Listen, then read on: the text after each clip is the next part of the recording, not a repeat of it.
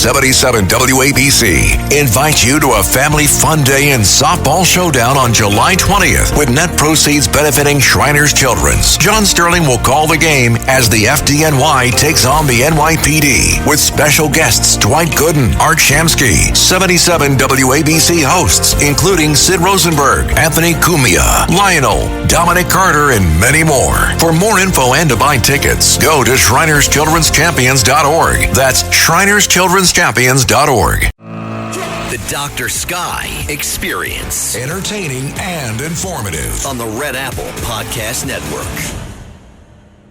But ladies and gentlemen, we're going to be speaking with a young lady in the next 2 hours in our show who has a lot to say about American exceptionalism, celebrating independence from anti-American history propaganda. And who is she? Her name is Mary Grabar. She was born in Slovenia when it was still part of the communist Yugoslavia and grew up in Rochester, New York. She earned her Ph.D. in English from the University of Georgia in 2002 and taught at a number of colleges and universities in Georgia until 2013. While teaching, she wrote widely on political culture and educational topics and founded the Dissonant Prof Education Project, a nonprofit reform initiative in 2014, and then she moved to Clinton, New York, and became a resident fellow with the Alexander Hamilton Institute for the Study of Western Civilization. Her books are quite interesting, and some of them that we'll be going over is Debunking Howard Zinn. How about debunking the 1619 Project, and then debunking one of the most interesting presidents in American history, right or wrong, debunking FDR. With that, I'd like to welcome our very special guest, author Mary Grabar. Mary, good morning, and thanks for celebrating the 4th of July weekend with us. How are you this morning? I'm pretty good. It's very early in the morning, yes. Absolutely. Good to have you.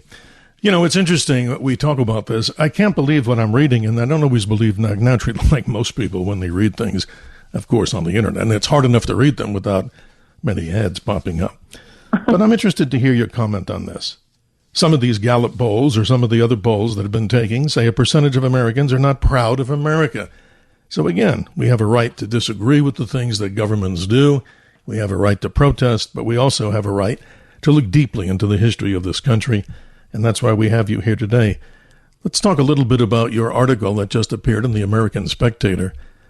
That's entitled Celebrating Independence from Anti-American History Propaganda. And as you bring to our attention, 5 years ago on this date, right, Mary? The country was in the midst of waves of rioting. Let's continue on with you. And again, thanks for being here on that particular theme. Let's hear what you have to say.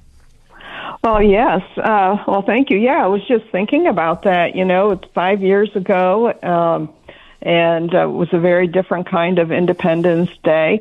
We didn't know it, but we were going to have Joe Biden elected. And, President Trump was making his last defiant stand, saying that he was going to protect Mount Rushmore and no one was going to attack that monument, while these other monuments were being attacked in waves of what they called protests, but they were really riots. I mean, there were all kinds of statues being attacked, and we've seen riots before, and allegedly this was over the death of George Floyd, who happened to be a black man, right, and died in the custody of police, but with other similar cases, we haven't had, Thomas Jefferson or George Washington or, any Southern, Confederates or even, statues of just historical figures being attacked. So this was very unusual. And it went back to the 1619 Project, which had come out the summer before. So, people were primed to be angry. And, the 1619 Project, which initially came out as a special issue of the New York Times Magazine, was intended to provoke anger. I mean, it is propaganda, and it rewrote our history, and it said that our country was, our birthday was not on July 4th, 1776, but some day in August of 1619 when the first Africans were brought to Jamestown. And, and it was just like sentence after sentence after sentence was, either outright wrong or distorted, or it was full of innuendo. And I had, just had my book on debunking Howard Zinn come out, and I thought, exactly. This is I didn't think anything could be worse than Howard Zinn, but it gave him a run for his money. Yes, well, Mary, we're going to get into all these different books, but I want to make an appeal to the audience out here. Whether you're a regular caller or how about a first-time caller to this radio station, Talk Radio 77 WABC, we welcome the conversations in the form of dialogue. And I know you haven't heard this from me, but I say to the audience, there's 4 types of conversation. Without sounding boring or boorish here, we love dialogue. It's not a diatribe, it's not a debate, and it's not a discourse. So we welcome everybody here. But here's the question I'd like to ask this audience, and this is especially true of this time of year and this particular sacred day in American history. The question is, ladies and gentlemen, what does America mean to you? And I know that sounds like a broad stroke of the brush, but it's 1-800-848-9222, 1-800-848-9222. And Mary Grabar, a very special guest, as will continue all the way through our 2 hours here, ladies and gentlemen. I find it important that in many cases, no apologies necessary, that a subject of American exceptionalism will pop up every, so often here on the Dr. Sky Experience. But even more important than that, ladies and gentlemen, what could be more important than talking about our sacred country, our Constitution, and our Bill of Rights, and all the things that make this country great? And Mary, I'm just so surprised. Look, everybody has a right to dissent, no matter how we'd look at it. Not everybody has to agree with everything, but it's the methodology of how they do it. And like you said in your opening statement here, or I actually said it from, not plagiarizing your report. 5 years ago, July 4th, 2020, the country was in the midst of waves of rioting. But let's go back to you for a moment, because this is interesting. You were born in Slovenia, the same location, I imagine, maybe not the same city as our lovely First Lady, Melania Trump. Talk about this, because emigrating to a country is a fascinating thing. And there's another reason I want to talk about that, but this is so amazing. When did you come onto the side of more of this, what I call critical thinking, about looking at what's going on with, say, the left in this country right now, where there's a lack of what I consider to be just simple common sense? When did you start to experience this passion for America as an immigrant?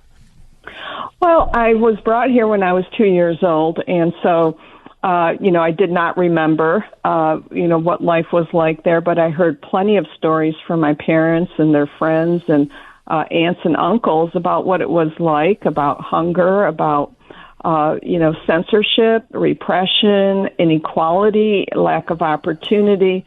And so I knew there was a difference between communism and our form of government and freedom.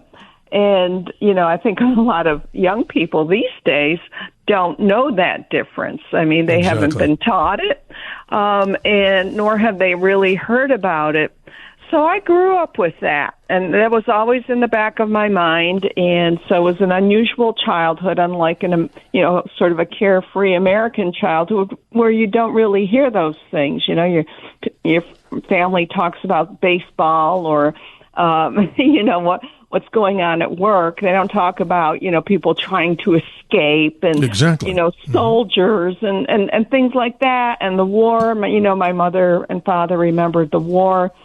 And, what it was like to have, the Russian soldiers come in. So I grew up with that, and it was always with me. And I earned my bachelor's degree, and then at a later point, I decided to go back to school and get my PhD in English. And I was, I did go through a liberal phase, a rebellious phase, but when I got to graduate school and I encountered these professors, and this was in the 1990s, and other graduate students who just, did not appreciate this country, did not appreciate the great accomplishments of Western civilization, the great literary works, the ideas, the freedoms that we have. I really started evaluating things, and I'm a canceled professor. I knew after a while that I would never be able to get a tenure track job, and I was struggling. And when, my mother asked me about it, my job prospects, I tried to describe the situation. But, the communism is disguised as postmodernism. There are all these, theories out there. They don't call it communism, but that's what they were. And I had to tell my mother, well, they're all communists in academia, I mean, those people who have the power. This is tough Marxists. because you're an academic, and obviously we know so many of my friends here, no matter where you're talking about countries or, different states with different, good colleges, some of the Ivy League schools, you're damned if you talk about some of these things about the Constitution and some of the important things here. So, ladies and gentlemen, you're tuning in, of course, to a show called The Dr. Sky Experience. Today, obviously, no apology, we're talking about American exceptionalism, as we will over this weekend, talking with very special guests, and in particular, this particular 2-hour session of our show is to talk with a individual. We just like to talk with, not at, Mary Grabar. She's an author, a PhD in English, but even more important than that, right, Mary? The ability to talk about America. Her recent article, you can read it, of course, in its entirety in the American Spectator.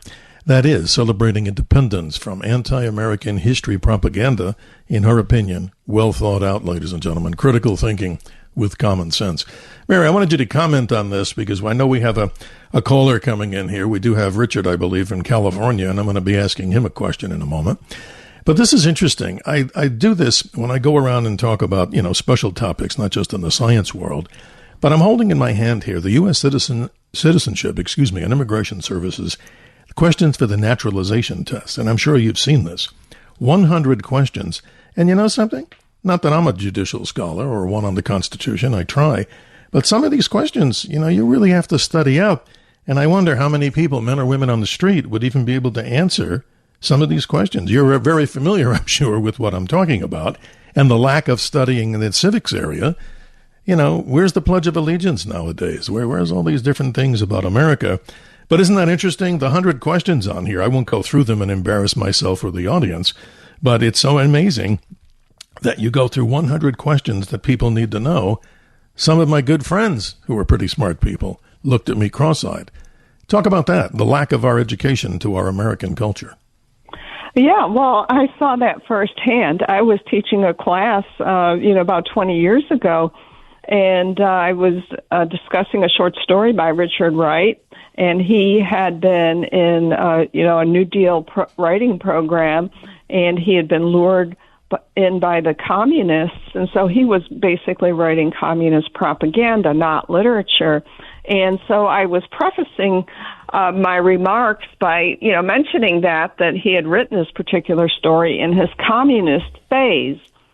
And, I looked up, and there are all these blank faces. About a third of the class had never heard of the word communism. Mm-hmm. It's interesting. And I remember, Mary, and you probably watched this too, and many listeners and people listening to this show, Jay Leno would do these little people on the street interviews, and he would ask the simplest of questions. Who's the president? Who's the vice president? And I'm just saying, wow, we have a lot of education to do. But let's see if we go to the phone lines. I don't know if we have Richard in California. No, he was either on the line. If you're there with us, Richard, good morning, and how are you? I have a question for you. Oh, Richard's gone, and I apologize. But again, ladies and gentlemen, 1-800-848-9222. As we get into a conversation, the question of the hour or the hours here on the show is, what does America mean to you in light of all the celebrations? I'm sitting here in Phoenix, Arizona, and outside you may be hearing some blasts and some fireworks going off. It doesn't sound like a war zone here, but it's in celebration. But Mary, this is fascinating. A lack of what I consider to be a focus on this. And why can't we just simply all get along with this stuff? It seems so easy to do. Look, this is not a perfect nation. It's not a perfect country. But all the resistance, as you write about in celebrating independence from anti-American history propaganda, it must be tough to be an educator or a professor at any of these, or in many colleges today, unless we pick a few very conservative ones, correct? Oh, absolutely. And, they're very rare. I mean, it's hard to survive in academia these days. I mean, back when I was still teaching, it was difficult then. But, you are, openly ridiculed, you're ostracized, you're frozen out of the tenure track jobs and the grants. These people are vicious. They want everyone who thinks like they do, and they're basically Marxists. They want a revolution, and they don't care about the truth. They don't care about open inquiry. They don't care about real scholarship, and that's what really dismayed me was, the fact that they're willing to lie and to distort evidence.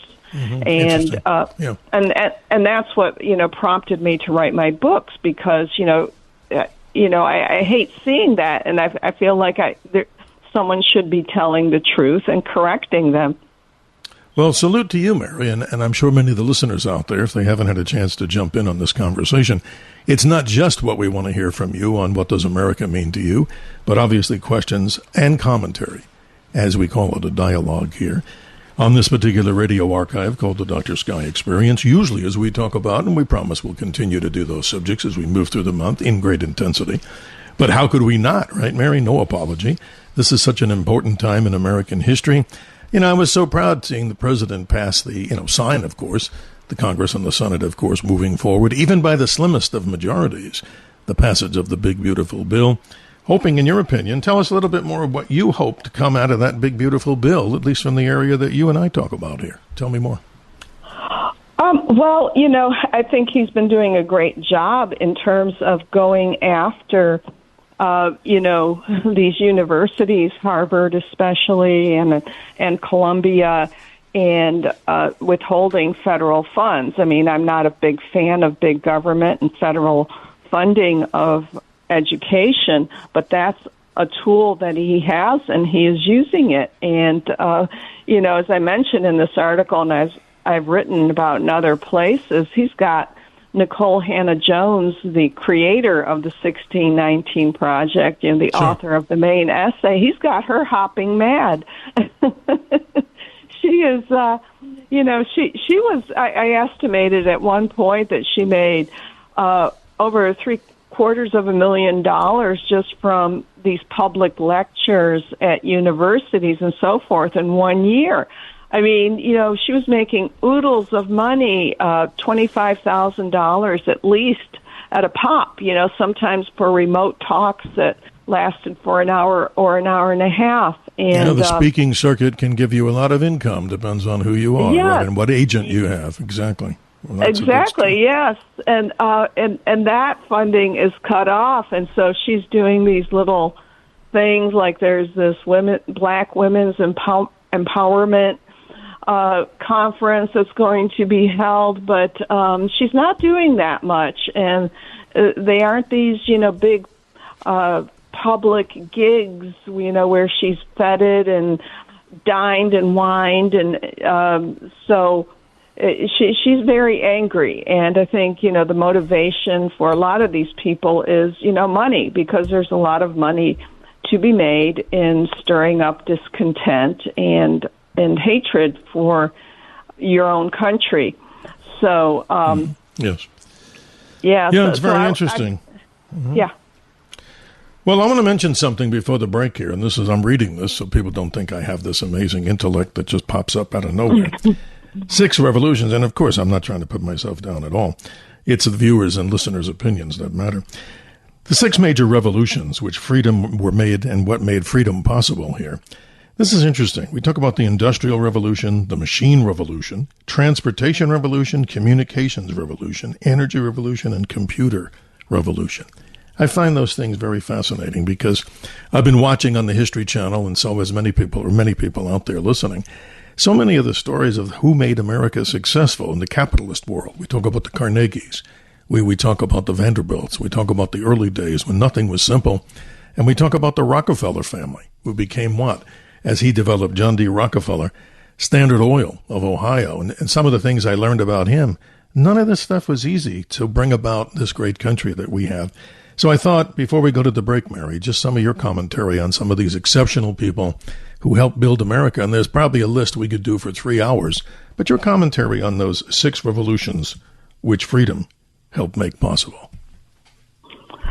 Well, yeah, I mean, and, if we didn't have the freedom, none of them would be made possible. I studied the Soviet Union quite a bit, and, communism, there was no innovation there, no invention. Science was,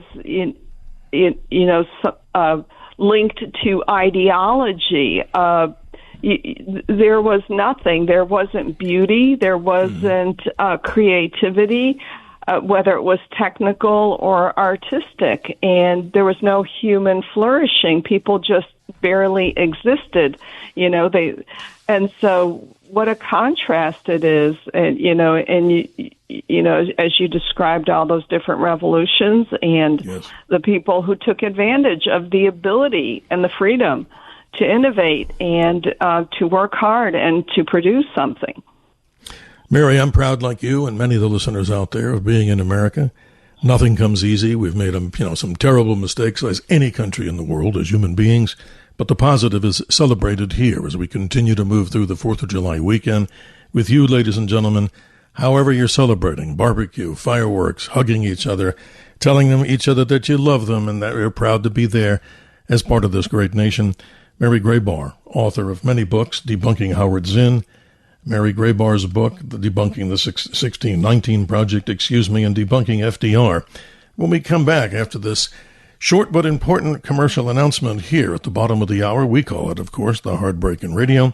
You, ladies and gentlemen, the question I wanted to hear from everybody out there, what does America mean to you? And simply have a dialogue with you at 1-800-848-9222. We'll be right back. I'm a Yankee Doodle dandy, Yankee Doodle do or die. A real life nephew of my Uncle Sam, born on the 4th of July. I've got a Yankee Doodle sweetheart, she's my Yankee Doodle joy. Yankee Doodle came to London just to ride the ponies. I am that Yankee Doodle boy. Hi, this is Carol Channing. Yes, I'm an actress, musical and all that. Well, I'm so proud to be on the Dr. Sky Show, and always remember to keep your eyes to the skies. Thanks to James Cagney and, of course, Carol Channing. 2 big greats in the Hollywood era. And Carol was a good friend of mine, and thank God for Carol, and bless you in heaven. 32 minutes after the hour, ladies and gentlemen, our very special guest, as we always call every guest special, and indeed, as we celebrate our 4th of July weekend, author Mary Grabar, author of 3 good books that we'll be talking about. Her recent article, a long one indeed, and an informative one in the American Spectator, celebrating independence from anti-American history propaganda. Let's go to the callers right now, and let's say hello to Richard in California. Richard, good morning. Happy 4th of July to you on the West Coast, still in full force. We want to ask you, what does America mean to you? Good morning, Richard. Good morning. Good morning. Well, what it means to me is the main focus for me is the people. Mm-hmm. It's the people that make this country what it is, especially, but not exclusively, the working class that actually do the jobs for the various businesses, both big and small, and that they will step up, stand up, and help when help is needed, especially during the various natural disasters that we've experienced over the decades, if not centuries. Oh, you've had plenty in California, you bet. Right. Oh, we've got, I hate to tell you, we've got one just to the north of where I live now. Fortunately, it's far enough away, we're not in any danger. But, this is what happens across the planet. You have these kinds of things. And sure. The people of this country, they step up to help in all of these different situations. And that's, to me, that's the America that I love. Wow. So sounds good. There's my perspective. Well, Richard, do you have a question to our special guest, Mary Grabar? Obviously, she's been talking with us, and I'm sure you've been listening. Some very interesting commentary here. Any question for her, or shall we just say happy 4th of July weekend to you? Well, the only question, and I'll share this, and that is, the question I have is there a problem with looking at, nothing wrong with looking at the good, but what about looking at the entire history of this nation, the good, the bad, and the ugly, because that is, for each individual, you have the same scenario. That's what makes us who we are as a nation, as well as individuals, to look at all of the parts and not just the good stuff. Well, thank you, Richard. Let me have Mary jump Sure. in on this. Very well said. Mary, I think this is an interesting commentary and a comment. Yes, indeed it is. Thank you for that. In response to the efforts by state legislators and now President Trump to keep what is really propaganda out of, schools, Nicole Hannah-Jones, the creator of the 1619 Project, and her allies have called it a whitewashing of history, with a double meaning to the whitewashing. And, and they accuse people who are opposed to her history of just wanting to talk about the good and, trying to sanitize things. And, that's not what I'm for at all. I mean, yes, there were bad things that happened, but no matter, what it was, you can't lie about it. There's a way to write honest history. And we also have to keep things in perspective. Context is very important. So people, will say, well, at the founding, women weren't included, black people, a lot of them were slaves, the Indians weren't included. But then ask yourself, in what place on earth was that the case? Where did women have the vote? Where was there not slavery in 1776? You bring up good points. Yeah, bring up good points. Richard in California, thank you. Sorry to cut everybody short here, but we got a really gigantic caller board here, and we appreciate that. And also an appeal to new callers to Talk Radio 77 WABC. If you're listening far and wide, we'd love to hear your commentary, as long, of course, as we do it in the form of a dialogue, which is easy to do, especially during this particular weekend. And the contact number, always 1-800-848-9222. And that caller line continues to expand. Let's say good morning to Joaquin in Pennsylvania. Joaquin, the question I'm asking here, and in spite of all the things going on in the world, what does America mean to you? Good morning. Good morning, Dr. Scott. Good morning, Mary. You know something? America really, at the end of the day, means everything, because, there is no other country in the world where you have the freedoms that we have, and when you watch the encroachment of some of these, you call them communist or leftist ideologies into the country, and right now we're having an opportunity to take it back. And when you consider everything that was done to create what we have, it's never been in history anywhere else. And the way that I always explain things is that the history of mankind has been one of those who conquer or those who are conquered, and that basically explains a lot of things. Well, and Mary, Mary, go ahead. I'm sorry, Joaquin. I cut you short there. That's all right. And I want to make a comment about history. The history is so important because everything has been so misrepresented, especially when it comes down to the issue of slavery.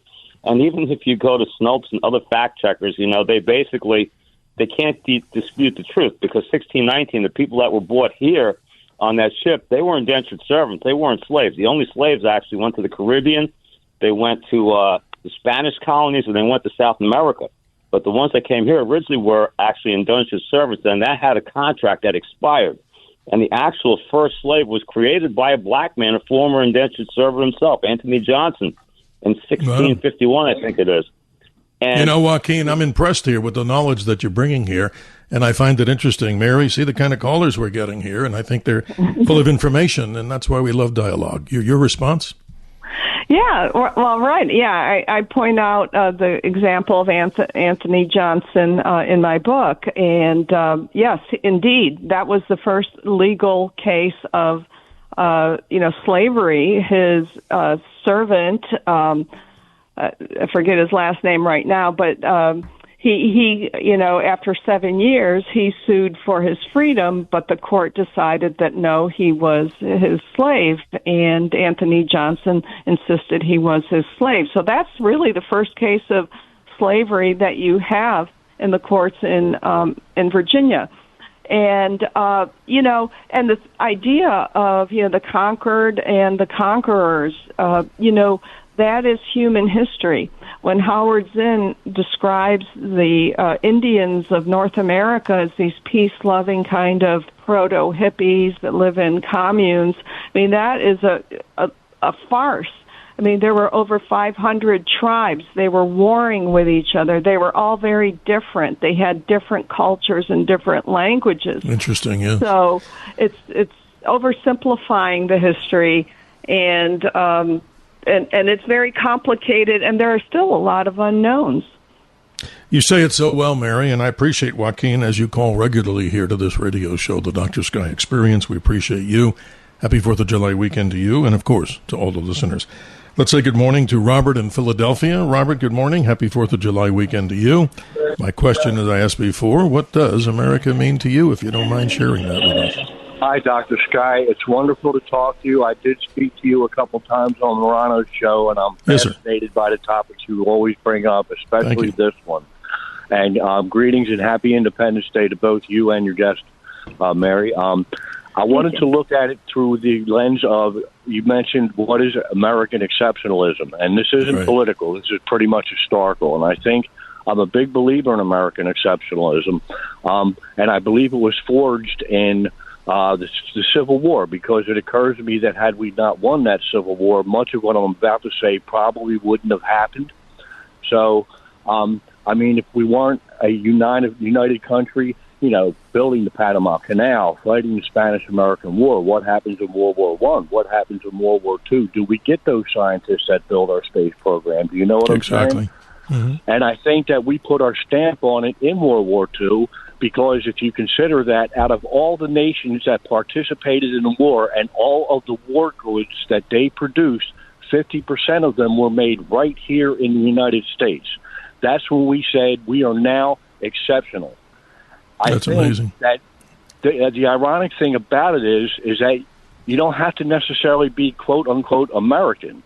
All you really need is constitutionally protected freedoms and capitalism, free opportunity.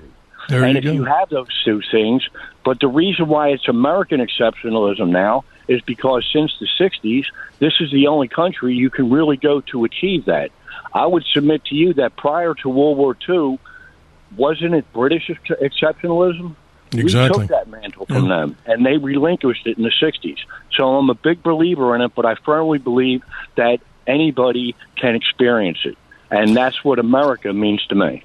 Boy, Robert, you say it so well, and I think that your voice is familiar to me. I mean, are you also the gentleman that calls into Rita's show all the time? Is that correct? I hear you. Yes, is that right? Yes, I do. Yes, I do. And I'm out with the family in the mountains enjoying the holiday, but I have you on the app, and I always listen to you anyway because I love the universe. And I really appreciate the articles written by your guest in the American Spectator. And I was wondering that if she thought that the indoctrination that's going on in the schools could be greatly combated if they finally got around to passing school choice and vouchers. Wow. And I'll leave it there and listen to her response if possible. No, thank you, Robert. Hope you'll continue to call us on the Dr. Sky Experience. Mary, we're almost up on a break here, so you're a pro. We got about 2 minutes, and if that's something that you'd be willing to handle, I thought Robert explained himself in some very good critical thinking and also in common sense.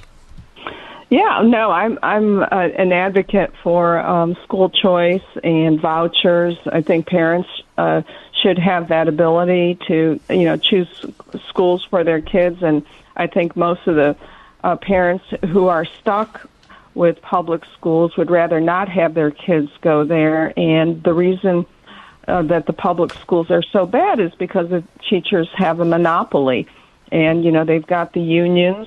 And, thank you to Jimmy Carter. So we've got to stop that. And, that's what makes improvement is competition. So when you've got competition in the marketplace, you get a better product. And I think the same principle applies in education. And I saw it myself when I was teaching. The students that were homeschooled were some of my best students. That, not the products of public schools. The products of public schools didn't know what communism was. Had never heard the word.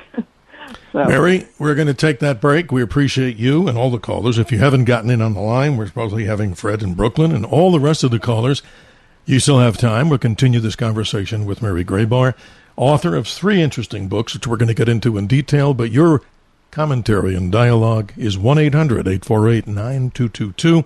We'll be right back after this important series of announcements. I'm a Yankee Doodle dandy, Yankee Doodle do or die, a real life nephew of my Uncle Sam, born on the 4th of July. I've got a Yankee Doodle sweetheart, she's my Yankee Doodle joy. Yankee Doodle came to London just to ride the ponies. I am that Yankee Doodle boy. Hi, this is Larry Dunn, original keyboardist and musical director from that great musical sensation, Earth, Wind, and Fire. Always remember to keep your eyes to the skies with my friend, Dr. Sky, on The Dr. Sky Show.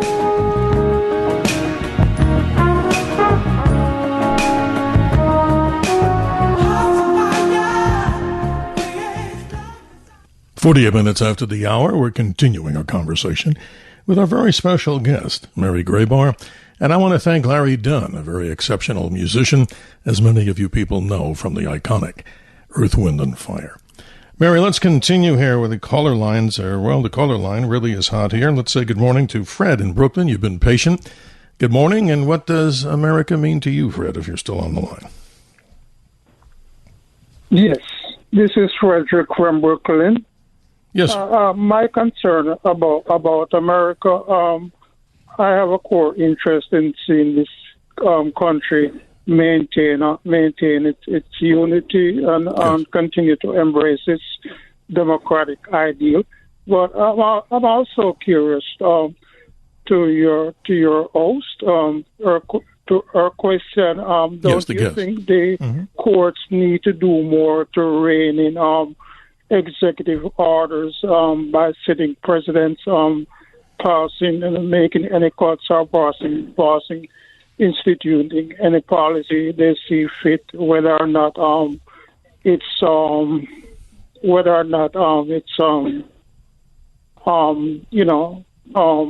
for the country, or whether or not it's proper. Mm-hmm. Are you saying, so I can understand clearly, that you're looking to see the president's powers reined in on executive orders? I mean, all presidents do. Yes, right. Well, we generally all presidents, some of them, for example, this president is making some cuts which negatively affect some good programs like healthcare programs, like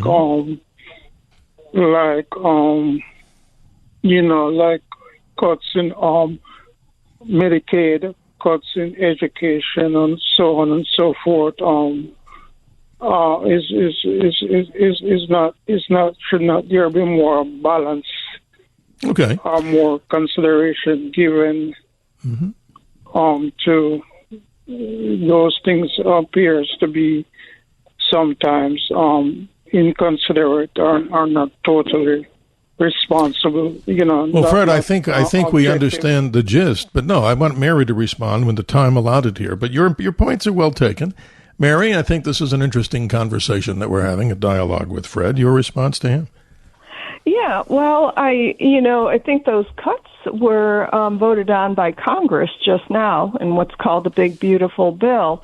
And I think the executive orders that Trump has instituted are within his rights. Now, these healthcare programs and, educational programs, these are, the outcome ultimately of the FDR, Franklin Roosevelt administration. So that's where we saw the New Deal programs and programs like Social Security, unemployment, public utilities, things that had been taken care of in the private sector that were given to the federal government. And in my opinion is, and I've seen this in the research, is that when you have the federal government taking over these duties, there's a lot of waste and there's a lot of abuse.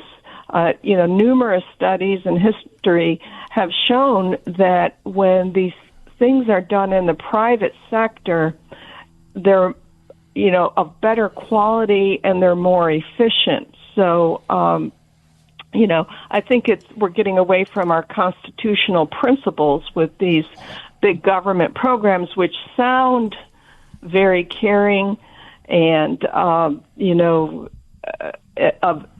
being benefit to the people, but they are unnecessarily wasteful, and I think they're ultimately harmful. Fred, you get the last word as we go to the top of the hour. If you're still with us here, appreciate the dialogue. Yes. So I'm still curious to know, for example, here in this big, beautiful bill that it could, or Medicaid or SNAP benefits, which are beneficial programs to the poor. So isn't this an example of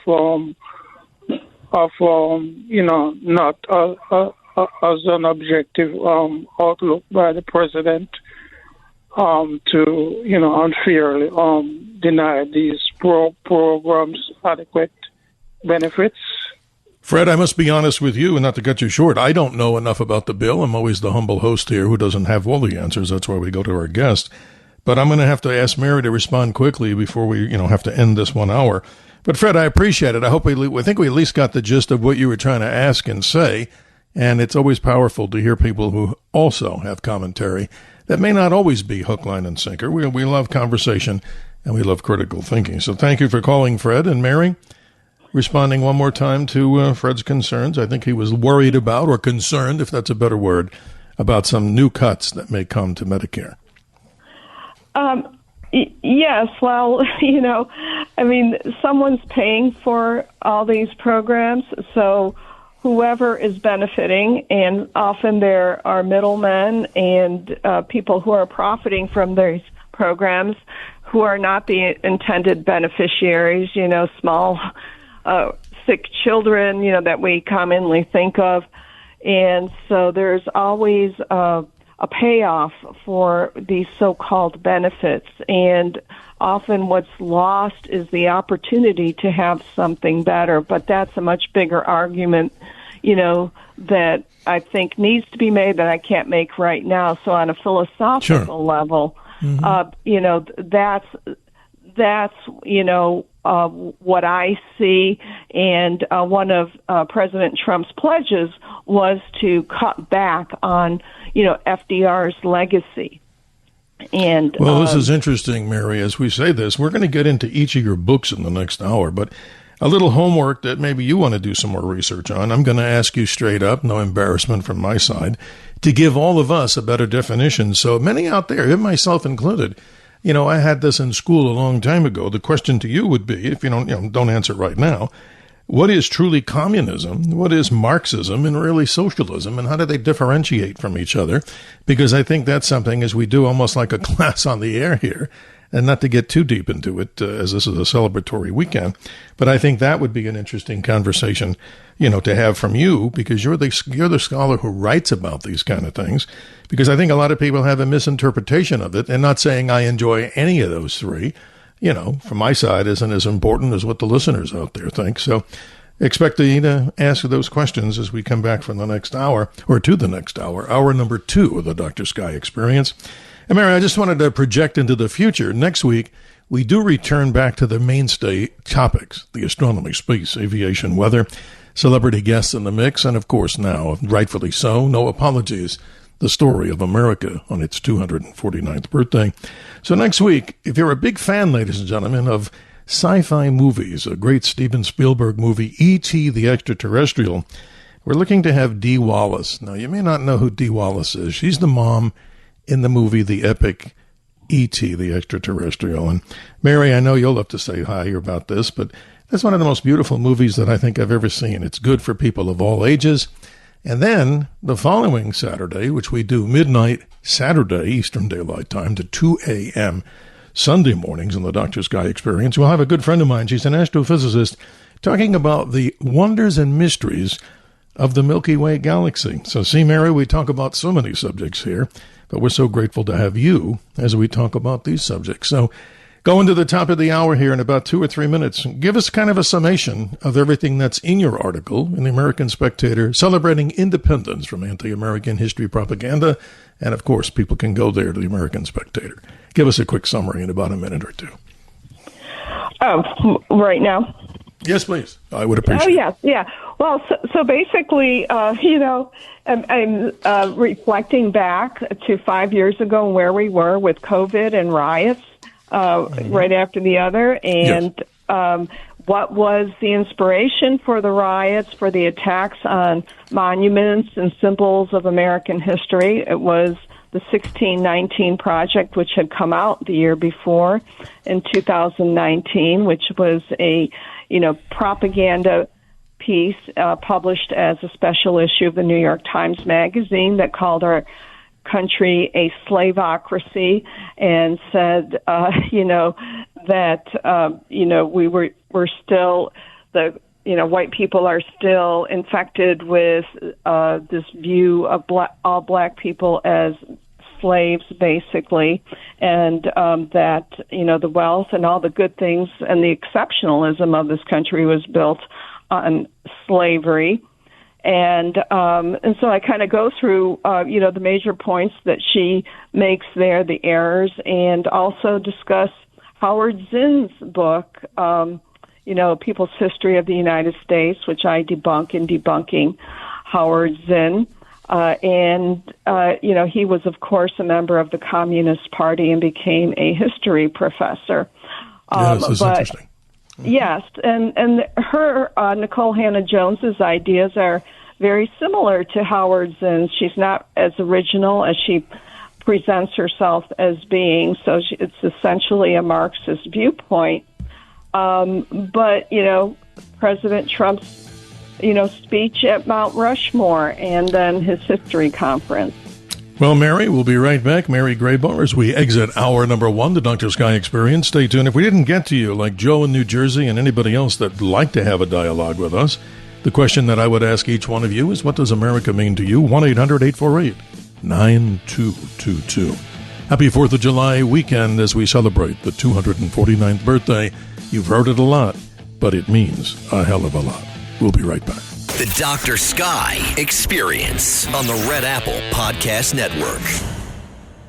77 WABC invites you to a family fun day and softball showdown on July 20th with net proceeds benefiting Shriners Children's. John Sterling will call the game as the FDNY takes on the NYPD with special guests Dwight Gooden, Art Shamsky, 77 WABC hosts including Sid Rosenberg, Anthony Cumia, Lionel, Dominic Carter, and many more. For more info and to buy tickets, go to ShrinersChildren'sChampions.org. That's ShrinersChildren'sChampions.org.